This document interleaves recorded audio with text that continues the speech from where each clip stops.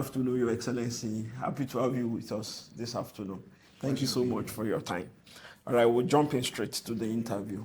As Canada prepares to host the 2026 FIFA World Cup alongside the United States and Mexico, what lessons has Canada drawn from Qatar's hosting of the 2022 tournament, particularly in areas such as infrastructure, fan experience, and international engagement? First of all, thank you for having me. Look, there's so much we can learn from Qatar's hosting of the 2022 World Cup, the three of us. But the thing that comes to mind is whenever I ask people about their experience in 2022, they always say the fan experience, how smooth it was, how safe it was. So between Canada and Qatar, when our Prime Minister was here in January, we signed a letter of intent and agreement with the Minister of the Interior to cooperate and learn from Qatar's experience, particularly in the World Cup, on security issues. We're very excited, of course, to have Qatar part of our group. We're in the same group, and we'll play each other on June 18th at least once. And look, we're expecting at least 2,000 Qataris to come to Canada. This is a growing relationship, so we're very excited. There is a growing knowledge of Qatar in Canada because of the World Cup and other events, as you said. But I think it's only going to continue to grow, so we're expecting that. You asked me both on and off the field. Yeah. Off the field, I hope that there will be very lots of interest in business to business. We're looking to maybe plan events for the Qataris that are present in Canada in different sectors. On the pitch, I'll tell you a very quick story. A few days ago, I was with first graders here in Doha. We were reading a book in the context of the Year of Culture. And I told their first graders, 6 or 7 years old. And I said to them, you know that Canada and Qatar were playing each other on June 18th? Mm-hmm. They all said yes. Wow. And then I said, who will win? All of them. Canada!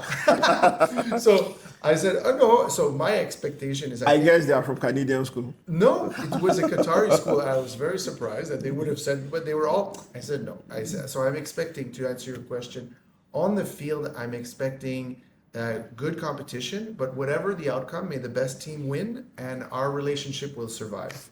Sport is increasingly being used as a tool of diplomacy and international cooperation. In what ways can the 2026 World Cup serve as a platform to deepen people-to-people relations and sporting collaboration between Canada and Qatar? Absolutely. Look, I'm a big fan of sports in general, sports diplomacy. And I'll tell you, I'm seeing it in not only around football or soccer, as we call it. This is the Year of Culture between Canada and Qatar and Mexico as well, as you know. There's a huge appetite for hockey and curling. And now there is a curling team. And so there's a Qatari national team for hockey and curling. Yeah. And that brings us together because I spoke to the team for curling in particular, it's a big sport in Canada. And they know about all our teams and our athletes. So it brings togetherness, it brings us closer together, and it makes us appreciate the same things. Yeah.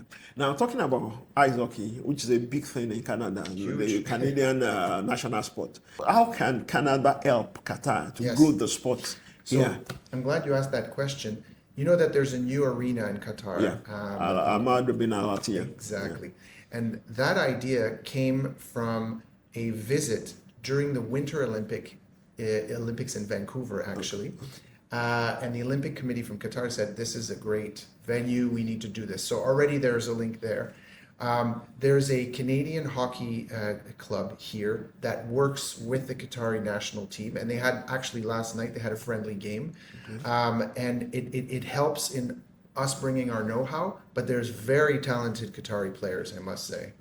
Really? Yes. Wow. Young players, very fast skaters, very agile. So I give it a few more years, it'll be very competitive. All right. The Middle East continues to face complex geopolitical and humanitarian challenges.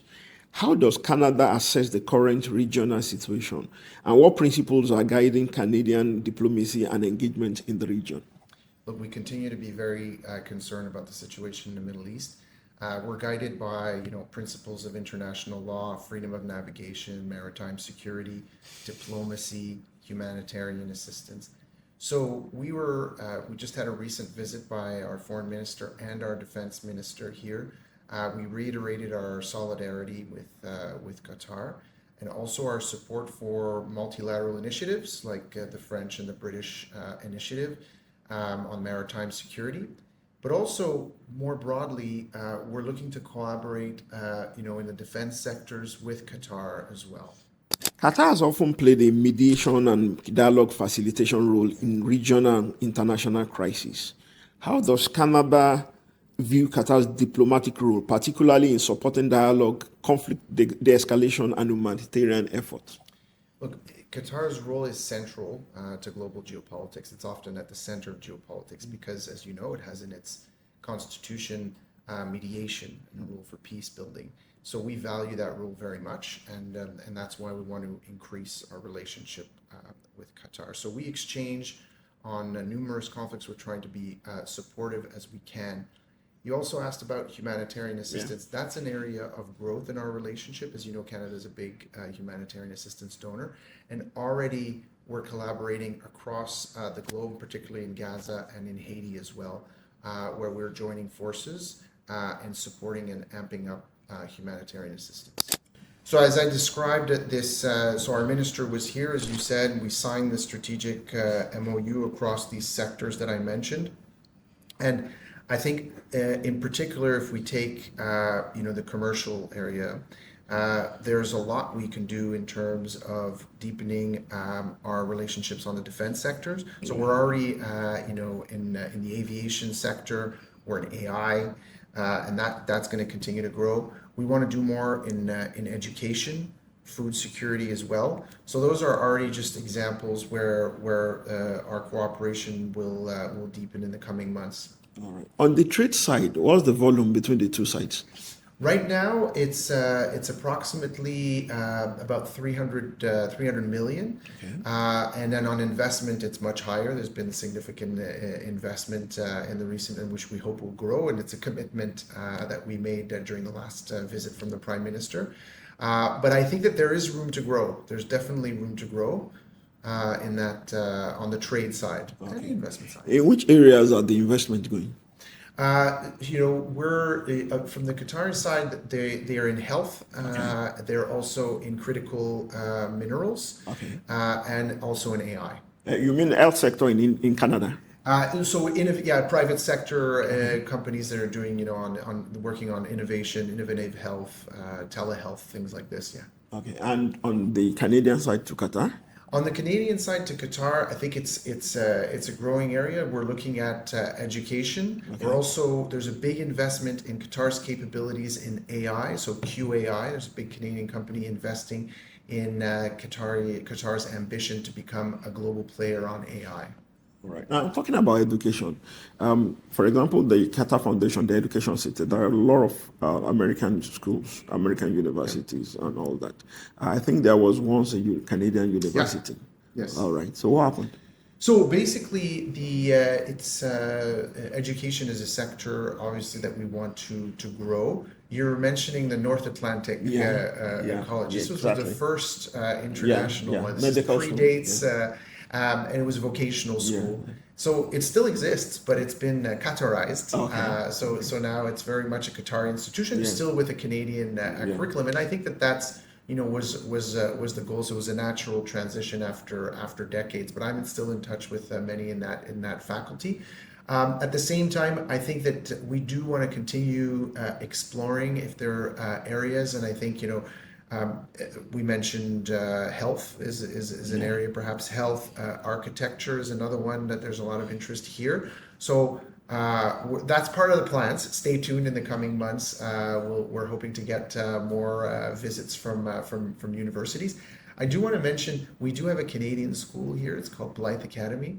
It's a wonderful school, and more than 90%, I was at their graduation recently, more than 90% are going to Canadian universities. Oh, okay. So there's very strong connections, I would say, in the academic field with students from here going to Canada and then coming back. And there's a surprising, maybe not many. We didn't mention this. Maybe not many people know this, but there's 10,000 Canadians living in Qatar, which is a big number. That's interesting. When you think about it. Yeah, 10,000. 10,000. That's a sizable population. It is a very sizable population. Yeah, and they're in all sectors. What strategic objectives underpin the Qatar-Canada 2026 Year of Culture, and how does it align with both countries' broader foreign policy goals?